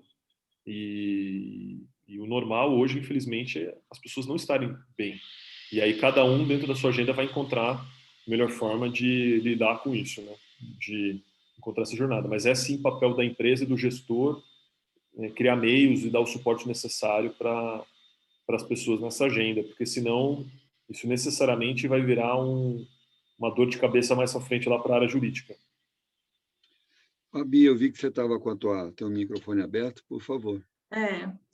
Bom, queria agradecer, eu acho que o Luiz, em uma hora, conseguiu trazer vários pontos que nos dão assunto para o ano todo, né, das reuniões, porque são assuntos super pertinentes que poderão ser desdobrados, né, que merece até ênfase maior, né, então foi muito legal, acho que nesse sentido. E acho que falando um pouco sobre o que o André falou, né, e aí juntando com o que o Luiz abordou na reunião, ela está com esse sentimento, acho que justamente pela pandemia, né, então é causado por essa situação específica. O que a gente espera é que as pessoas consigam distinguir esses momentos, né? Então, a gente, enquanto RH, as pessoas têm uma expectativa muito grande, né? De que a gente consiga minimizar tudo, consiga suprir essa necessidade. Você depara com um gestor que era super a favor do home office e agora que a gente é obrigado a fazer home office, não se sente tão confortável. Então, acho que é um misto de sentimentos, né? Então, a gente, enquanto RH, vem para a gente essa tarefa, e que também não é fácil, e aí a pergunta que eu sempre falo, né? Quem que cuida do RH, né? A gente cuida de todas as relações aqui dentro da empresa e tudo mais, mas quem é que cuida da gente, né? Nesse cenário. Então, muito obrigada, tá, Luiz, por compartilhar o seu conhecimento aqui com a gente. Imagina, foi um prazer e gostei muito do que você trouxe, né? O cuidar do cuidador, né? Na área da saúde, fala-se muito disso, né? Cuidar do cuidador, porque muitas vezes o cuidador ele está 100% focado, né, em quem ele está ali cuidando, né? Então é muito importante a gente olhar para os líderes, né? Os líderes eles estão super pressionados, né? Os gestores por resultado, por performance, e muitas vezes nesse contexto eles acabam negligenciando essa agenda de pessoas e aí os problemas só aumentam, né? De dimensão e quantidade. Então a gente olhar muito para o líder, né? E também a gente olhar para nós mesmos, né? O RH olhar para o RH, o autocuidado é importante, porque o RH também está nesse contexto de pandemia, né? Todos nós aqui temos pessoas conhecidas ou familiares que infelizmente, né, nós perdemos nesse período. Então não é um contexto simples, né? Então a gente tem que se permitir também, né, esse exercício de vulnerabilidade, não está bem, mas obviamente também um protagonismo, até pela visão estratégica que o RH tem sobre pessoas, mostrar os caminhos, né, para a liderança, também encontrar meios, né, e canais para melhorar isso dentro da organização. Eu vejo até o grupo, né, como uma forma disso, né, da gente cuidar, da gente compartilhar as dores, de compartilhar os momentos, porque é onde a gente encontra força e fala, poxa, eu estou passando por isso, mas tem um colega que também está passando por isso e superou dessa forma, então acho que isso é muito rico. Isso, Legal. esse senso de troca é muito, muito importante. Pessoal, estou vendo bastante gente conhecida aqui, o Glaucio. Glaucio, quer trazer umas palavrinhas para a gente aqui? Olá, pessoal, bom dia. Oi, Glaucio, bom dia. Tudo bem? Primeiro, quero agradecer o Luiz aí, Rejane, Fabi, seja bem-vindo aí também nessa gestão compartilhada, ótima ideia, parabéns aí, Mariano. E, bom, eu vou pegar um pouquinho do gancho aí, que a gente fala sempre dessa agenda muito grande, né, muito complexa. Eu acho que a apresentação do Luiz foi muito rica. E eu, durante a apresentação, fiquei pensando que nós estamos aqui sempre reunidos, discutindo as melhores formas de gestão, e a gente estende essa apresentação um pouquinho também para gestores de pessoas que não necessariamente são do RH, mas são líderes. Então, eu já vejo uma apresentação dessa aqui muito rica para dentro de uma empresa que você tem níveis diferentes de gestão, você tem pares, você tem supervisores, coordenadores, mas a gente fica também pensando nessa cobrança, né, de quem cuida da gente. Esse ciclo, eu acho que ele se completa se quem está na ponta também, que são os liderados, também estiverem acompanhando esse trabalho que vem sendo feito por RH. Então, acho que a gente participar isso, a gestores, a supervisores, a coordenadores, é um primeiro passo para que todos tenham um alinhamento.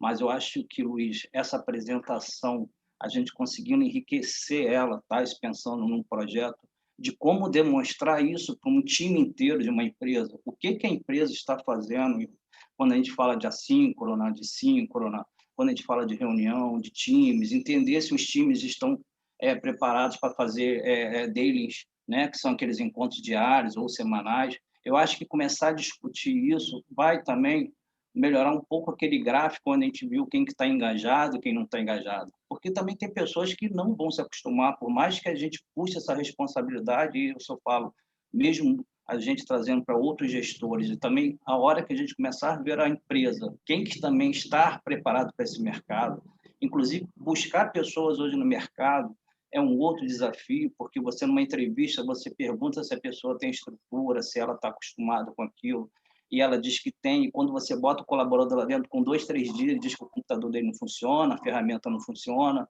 ou seja, o mercado também precisa se preparar como nós estamos fazendo essas agendas. Eu acho que essa é a minha opinião, seria um pouco para enriquecer isso aí também, e aumentar mais a nossa responsabilidade nesse sentido. Não sei se vocês concordam. Glaucio, acho que você está corretíssimo nesse ponto que você chamou a atenção, que é comunicar, né? Não só criar formas de comunicação com o time, tudo isso que eu falei bastante hoje, mas é comunicar o contexto onde a gente está vivendo, os esforços que a organização tem feito, o que mudou, né? A importância de cada coisa, né? E reforçar isso, né? Comunicação interna é frequência, a gente está o tempo todo repetindo a mensagem em diferentes canais, diferentes formas, porque é aquela coisa, né? Quem tem um bom porquê aceita qualquer como, né? Então, por mais difícil que esteja vivendo o período, se as pessoas entendem que a gente está, que a empresa está comprometida com essa mudança, está fazendo os esforços para essa jornada, ela se sente acolhida, ela entende que, puxa, não está tudo bem, tudo, né, tá certo e não está tudo bem, porque a gente está vivendo um período muito atípico, mas a empresa está fazendo o papel dela, ela não está simplesmente assistindo isso de forma passiva, mas ela está atuando para melhorar o máximo possível que está ao nosso alcance esse processo. Então, essa comunicação ela precisa ser frequente. E, por vezes, a gente gasta toda a nossa energia em executar bem as coisas, né? E a gente esquece de comunicar aquilo que está sendo executado, né? O que faz uma diferença tremenda, né? Eu gosto sempre de lembrar aquela diferença do ganso e da galinha, né? O ganso bota um ovo desse tamanho, né? E ninguém sabe, né?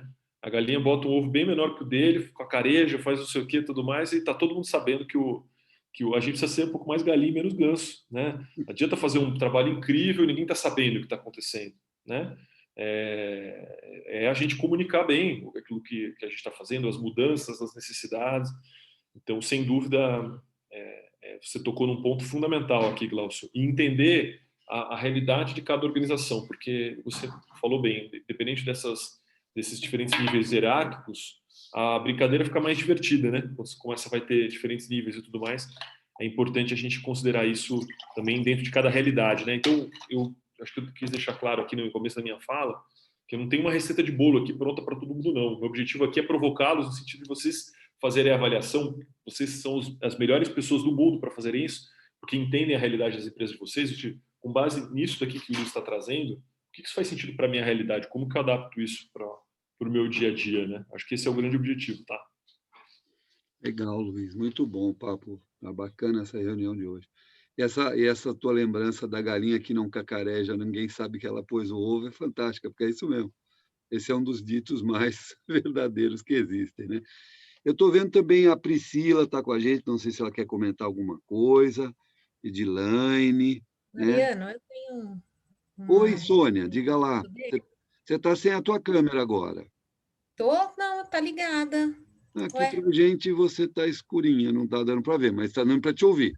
já sei. É um Ah, negocinho de é LGPD isso. que a gente tem e tampa a câmera. Oh, meu Deus. Certo. Mas Sempre acontece alguma coisa. Sônia, bem-vinda. talvez assim, é uma pergunta pertinente, tá? Coisa das antigas, mas assim, muitas empresas elas insistem, né? Eu sei, eu converso com colegas de RH e os stakeholders ainda têm aquela mentalidade antiga de ter todo mundo no escritório, sabe? É um desafio terrível isso, que como é que a gente pode deixar eles mais tranquilos, que não adianta também ser preto no branco, né? De 0, mudar para 100%.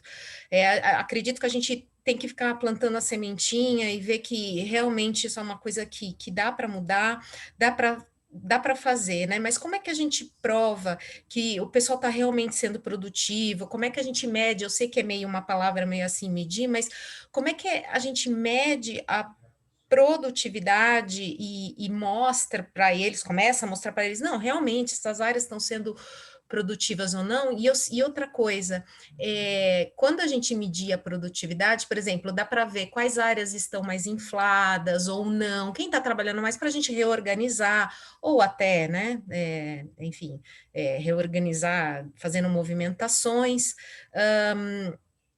enfim, como é que eu mostro isso? Como é que eu controlo? Eu sei que controlar, de novo, é uma palavra, mas como é que eu controlo isso e mostro para eles? Olha, a área tal tá muito inflada, ou a área outra está menos inflada, o que fazer?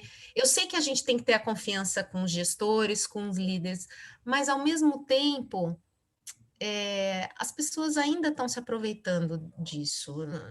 Não sei se eu Sim. fui clara. É que está bem difícil essa parte. Você tem razão, Sônia.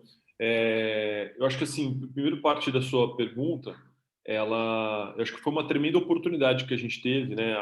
O uso de home office pelas organizações, ele vinha crescendo, mas com essa experiência que a gente vivenciou, como você bem disse, aqueles gestores mais tradicionais e que não acreditavam no modelo, se sentiam seguros, tiveram que experimentar. E, pelo que eu acompanho no mercado, na maior parte dos casos, essas pessoas deram o braço a torcer, ou seja, falaram, não, realmente está funcionando e tal. Por quê? Porque os resultados se mostraram, ou se mantiveram, ou se mostraram, em alguns casos, até com alguma melhora. Mas essa insegurança, em alguns casos, persiste, né? Principalmente nisso que você falou em relação ao dimensionamento de time, né? Então, eu acho que existe espaço, sim, para a empresa, principalmente olhar para as entregas, né? Para os resultados de cada área, e acho que é a principal forma de mensuração, mas também entrar numa agenda de monitoramento mais próximo dessa jornada de trabalho, né? O risco só, e por isso que é importante toda essa fundamentação que eu trouxe para vocês, da gente conversar com as lideranças para evitar essa saída fácil, que é o modelo do comando e controle, do microgerenciamento, é só a gente tomar cuidado para não entrar nessa agenda de querer definir, porque se a gente tira a autonomia do colaborador, aquilo que eu comentei, o engajamento vai embora, e aí ele executa, é assim que tem que fazer, então eu vou executar do jeito que você está pedindo, mas a produtividade vai embora do mesmo jeito. Então, existem espaços, sim, para você monitorar essa jornada de trabalho. A questão do controle de horas extras e ou banco de horas é uma forma também de você mensurar essa eventual sobrecarga de trabalho. Mas eu sempre digo, né, cabe uma avaliação aprofundada de cada caso, porque pode ser uma dificuldade, aquele banco de horas ali, não necessariamente de um volume exagerado de trabalho para aquela equipe, mas uma agenda de produtividade mesmo com o time, né? Então, entrar mais a fundo, de entender, primeiro, se os objetivos estão claros, mapear as competências, fazer uma avaliação dessas competências e habilidades de cada colaborador. Muito provavelmente vai se identificar gaps que precisam ser trabalhados, uma agenda de desenvolvimento mais intensa para cada pessoa, para, a partir disso, construir uma agenda de produtividade. Mas eu não descarto isso que você falou, tá, Sônia? De, eventualmente, dependendo da necessidade, de você fazer um monitoramento mais próximo da agenda de trabalho, né? Basicamente aquilo que a gente já está habituado a fazer, que é você, durante um determinado período, 15 dias, um mês, as pessoas desenvolverem um relatório de quais atividades elas estão desenvolvendo, e quanto tempo isso toma e tudo mais, para você conseguir, a partir disso, fazer uma avaliação mais objetiva disso, se aquela equipe está subdimensionada ou superdimensionada, tá? Numa das reuniões que eu tive também, que está surgindo assim, que nem você falou, no começo eles eram mais resistentes, depois eles viram, é uma coisa que pode mudar. Mas sabe o que está acontecendo agora? A curva está descendo de novo, aí eles estão falando, pô, tô de saco cheio também, agora de todo mundo estar em casa e estar em qualquer lugar e tal, mas eu agora quero também que fiquem aqui no escritório. É isso que eu estou vendo, esse movimento também. Perfeito, mas eu acho que é aí que, se for possível voltar para o escritório, eu não vejo problema, mas o erro está, muitas vezes, de novo, né? Toda a discussão aqui é falando sobre produtividade de trabalho remoto, mas é discutindo a essência da gestão de pessoas bem aplicada. Então, a provocação que a gente tem que fazer com o gestor é: será que a gente está querendo trazer eles para o escritório como uma solução fácil? Será que esse realmente é a solução? Ou será que tem algum desafio, algum ponto que não está bem mapeado, que está impactando o engajamento, que está impactando o bem-estar? Será que essas pessoas, por exemplo, não estão adoecendo emocionalmente, não estão sofrendo crises de ansiedade, de algum tipo que a gente precisa acompanhar mais de perto para poder dar o suporte necessário? Será que a gente está fazendo o reconhecimento legítimo? Será que a gente está criando momentos de conexão fora do trabalho para esse pessoal poder se integrar e conviver? Vamos lembrar, pessoal, a gente passa mais tempo no trabalho do que com a nossa família, né? Então, será que isso cumpria tinha um papel na realização pessoal das pessoas? De estar ali com os colegas, aquela conversa do cafezinho, do almoço. Será que não está faltando a gente olhar para isso?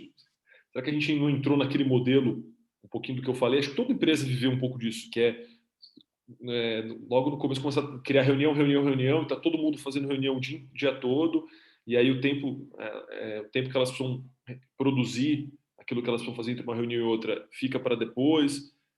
Isso traz um impacto positivo de produtividade no curto prazo, mas não é sustentável. Então, essa queda de produtividade que a gente está vendo, muitas vezes, pode ser um modelo insustentável que está chegando no seu limite. Então, de novo, é o papel do RH provocar isso junto do gestor para entender quais as medidas que ele precisa tomar. Pode ser, sim, por exemplo, a gente pode identificar, caso seja possível, na realidade da empresa, trazer as pessoas para o vínculo presencial, que de repente naquele perfil de equipe, pelo nível de maturidade que existe, aquela equipe vai funcionar melhor no modelo presencial. E se for possível trazer para o presencial, pode ser a solução, mas pode ser que não seja. Então, eu acho que o erro que a gente precisa evitar, cometer, é tratar essa solução como a voltar para o trabalho presencial como a única solução para resolver todos os problemas de engajamento, entendeu? Ou de produtividade. Ô, Luiz, eu tenho daqui a pouco eu devo, que estou ouvindo o pessoal falar, que está me ocorrendo uma coisa interessante, um pensamento. Com toda essa evolução, né, que, enfim, todos nós estamos passando aí, outro dia num evento que eu participei, eu comentei, são 14 meses de profundo desconhecimento e não saber o que fazer, né? Porque a cada dia que a gente acorda tem uma notícia nova, né? Hoje tem vacina, amanhã não tem IFA, depois não tem IFA, tem um governo sendo acusado dentro de uma CPI, depois o outro, a China não embarca porque o governo falou mal da China. Ou seja, o contexto, eu estou falando do Brasil, mas no mundo todo esse contexto é igual, né? Todo mundo está enfrentando desafios semelhantes, né? Só que quase que numa coisa antagônica, a gente está vendo que as empresas, nesses 14 meses, principalmente no setor de TI onde a gente atua, tiveram uma produtividade absurda, né? O nosso setor ele cresceu de 2019 até hoje 2 dígitos altos. 2 dígitos altos. A gente vê o crescimento acumulado está possivelmente superior a 40%. Né? Então, isso são situações muito interessantes, porque ao mesmo tempo que você está tendo essa produtividade exacerbada, as pessoas estão começando a concluir, eu não sei se certo ou errado, na minha impressão é errado, de que o cara, por estar em casa e não ter essas noções muito claras, bem definidas e pré-estabelecidas de que eu trabalho X horas, eu paro X horas, eu levanto X horas, eu vou ao banheiro. Ou seja, ele não tem uma rotina estruturada para o trabalho em casa, as pessoas estão concluindo que o cara é mais produtivo porque ele trabalha 15 horas por dia. E está sendo o novo normal o cara admitir que ele pode ligar para o colaborador às 7 horas da manhã para perguntar uma coisa de trabalho. Né? Isso me parece completamente equivocado. Né? E sem que você considerar que você está falando duas coisas muito verdadeiras, que a história é a seguinte: a gente vem numa cultura de comando e controle talvez eu vou falar a história da humanidade, né? E a gente está começando a falar em autonomia e propósito nos últimos 10 anos. Então, assim, essa situação do comando e controle, com esse aumento de produtividade, que é real, tá certo? As empresas olham e falam assim, caramba, eu vendi 40% mais do que eu vendi há 2 anos atrás, meu Deus, e com as mesmas pessoas, e mais, às vezes com menos gente, porque muita empresa cortou gente. Né? Naquela ânsia de se readequar, mandou gente embora. E falou, bom, mandei gente embora, e o cara que ficou falou, bom, pelo medo de não perder emprego também, eu vou misturar minha vida pessoal, de ter que poder dormir até as 8 da manhã para começar a trabalhar às 9. Não, às 7 da manhã eu ligo meu celular e estou pronto para o meu chefe me mandar uma pergunta e falar, o que aconteceu? Entendeu? Então, esse é um ponto que me parece que ainda precisa de muito equacionamento, né? Muito bom, Mariano, muito bom. Eu tenho 2 pontos aqui para tentar contribuir com essa sua provocação. O primeiro é a sustentabilidade do modelo. Então, claramente, poxa, a gente conseguiu mais produtividade. A que preço? E quanto tempo eu consigo manter isso funcionando? Tá? Eu não estou generalizando aqui, podem ter situações de empresas que estão atingindo essa performance por engajamento, estão ouvindo as pessoas, tá tudo bem. Não estou rotulando todo mundo, mas certamente tem essa ganho de produtividade, ele pode estar relacionado a um modelo insustentável. Então é importante o RH olhar e discutir isso com os gestores e com a liderança para encontrar esse equilíbrio. Será que a gente está ouvindo as pessoas? Será que a gente está conseguindo provocá-las no sentido de ajudar elas a encontrar essa alta performance, que não é trabalhar 15 horas por dia, né? Então, acho que isso é importante, fundamental, os RHs liderarem essa discussão dentro da empresa. Quão sustentável é essa agenda? Porque não adianta, as pessoas não vão aguentar, eu começo a trocar as pessoas e não é sustentável isso a longo prazo. E o segundo ponto vai muito com o que a Sônia estava comentando antes nos nossos 15 minutos antes da reunião, que tem a ver com a etiqueta, né? Ela falou de etiqueta de participação em reuniões remotas, mas eu faço uma provocação de expandir essa etiqueta, Sônia, né? Não só para as reuniões, mas a etiqueta no trabalho remoto. Do comportamento. Porque eu vou trazer um exemplo aqui para vocês, né? O celular, ele está presente na nossa vida há algum tempo, mas os smartphones, da forma como eles... né, eu brinco que hoje você pode... Antigamente a gente não saía de casa sem carteira, né? Se você saísse sem a carteira, você se sentia mal, assim, você falava, nossa, tô sem carteira. Hoje em dia você não consegue ir no banheiro sem o celular, né? Porque senão... Tá. E aí, vamos lembrar o seguinte, as pessoas, antes do celular ter essa importância na nossa vida, a gente almoçava em família, sabe aquele almoço de domingo e tal. Aí vem os celulares, né? E aí as pessoas começam a almoçar mexendo no celular, porque quer atualizar o Twitter, quer saber as notícias, quer não sei o quê, falar no WhatsApp com os amigos e tal. Começa a gerar desconforto, né? As pessoas começam a falar. E é engraçado essa história, porque primeiro os pais se revoltaram com os filhos, né? E falaram, olha que absurdo, você não sai do celular. Daqui a pouco os pais começaram a usar o celular de tal forma que eles começaram a fazer a mesma coisa que eles falavam para o filho. O que falta aí? Uma etiqueta. A etiqueta do almoço ali, ela não pressupunha, ela não contemplava o celular, porque o celular não era algo que estava tão presente. Então você precisa incluir isso. Falou, olha, pessoal, no almoço de domingo não tem celular. Durante a semana tudo bem, a gente está no dia a dia, mas no domingo não. Ou não. Ó, durante a semana, quando a gente almoçar junto, não tem celular, você pode usar o celular, mas não pode usar o celular. Só se tiver Então você tem que estabelecer combinados. E é isso que é importante que o RH lidere esse processo junto dos líderes. Essa ideia do líder que manda WhatsApp 7 horas da manhã ou 11 horas da noite, ou que liga no final de semana para resolver um problema, gente, não tem bom senso. Sabe aquela história, é bom senso? Não tem bom senso para isso. Cada pessoa vai interpretar de uma forma. Você tem que estabelecer regras de funcionamento disso, né? Com exceções, toda regra tem sua exceção, mas você tem que estabelecer essa etiqueta, esses novos modelos. Porque, de novo, do mesmo jeito que o colaborador está nessa jornada insana, o líder também, e às vezes ele acha normal. Aí começam aquelas coisas, eu te mandei esse WhatsApp, 11 horas da noite, mas não precisa responder agora não. Me responde amanhã no primeiro horário, é só para eu não esquecer. Quando a pessoa faz isso, ela está terceirizando uma responsabilidade, porque é a responsabilidade dela, no horário certo, às 9 horas, mandar a mensagem. E não a pessoa lembrar de responder às 9 horas da manhã. Se você manda uma mensagem às 11 horas da noite, a pessoa vai ficar a noite inteira pensando na resposta. E ela vai ter que lembrar de mandar essa resposta às 9 horas da manhã. É isso aí. Então, são coisas que eu já fiz, hein? Eu também. Só, desculpa, aqui não precisa responder agora não, estou me livrando dessa culpa de estar te mandando mensagem às 11 horas da noite, mas me responde amanhã no primeiro horário, tal. Não é para fazer. É para eu me organizar, para as 9 horas da manhã eu te mandar uma mensagem para você responder ao horário, certo? Então, são coisas que, por um lado, é normal errar, eu errei, Mariano, né, a gente já fez cometeu esses erros, mas não é, ao mesmo tempo não dá para simplesmente banalizar. Porque isso, numa escala organizacional, vira extremamente nocivo, tóxico. As pessoas começam a ficar atormentadas. Né? O meu gestor é aquele terrorista que fica me atazanando. Quem gosta, quem vive feliz desse jeito? A relação tem que ser diferente. Então, o gestor, deixa eu te ajudar aqui a melhor forma de você se comunicar com o seu time.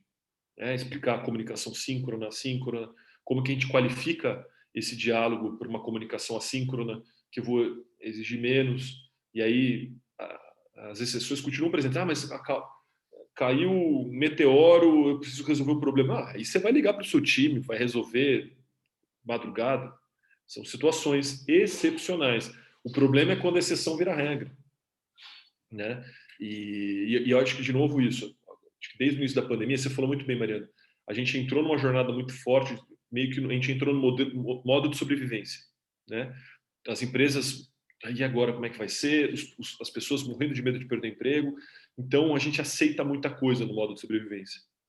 Ele chama modo de sobrevivência não por acaso, porque a gente vive a vida inteira no modo de sobrevivência, o que acontece? Pane geral, ninguém aguenta. Então, você precisa voltar para um modo de equilíbrio, de qualidade de vida. Né? As pessoas, cada pessoa precisa encontrar isso na individualidade, mas a gente não pode esperar com que elas façam isso sozinhas. Precisa criar meios para ajudar elas a encontrar esse equilíbrio.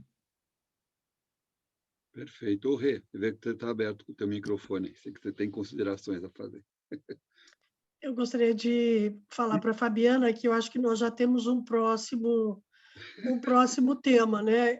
Me inspirou muito esse cuidar do cuidador, né? Como é que está a saúde emocional do profissional de recursos humanos? A nossa carga é muito pesada. Como disse a Sônia, a gente percebe agora um tipo de pressão que vem em decorrência de todos esses transtornos emocionais que todo mundo está vivendo, nós também. Né? Nós também.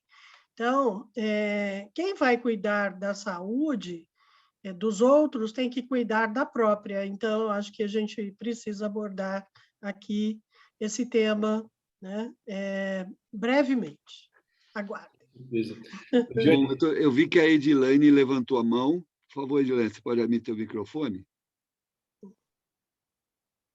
Ainda não estamos te ouvindo. Acho que ela deu um parabéns ali na hora que a Regina ela deu um parabéns. Então tá bom, que ótimo. Eu achei que era a música. Vontade. Mas Regiane, eu queria comentar, você falando do cuidado do cuidador, né, que a Fabiana trouxe, é aquela história da máscara de oxigênio no avião, né? Então, em caso de despressurização da cabine, máscaras cairão. Primeiro em você. Primeiro coloque em você. Claro. Depois você coloca no outro. Se você não cuidar de você, você não consegue cuidar do outro. É isso aí. Então, acho que é uma agenda prioritária. Perfeito. Muito bem, Fabiana, lição de casa, né?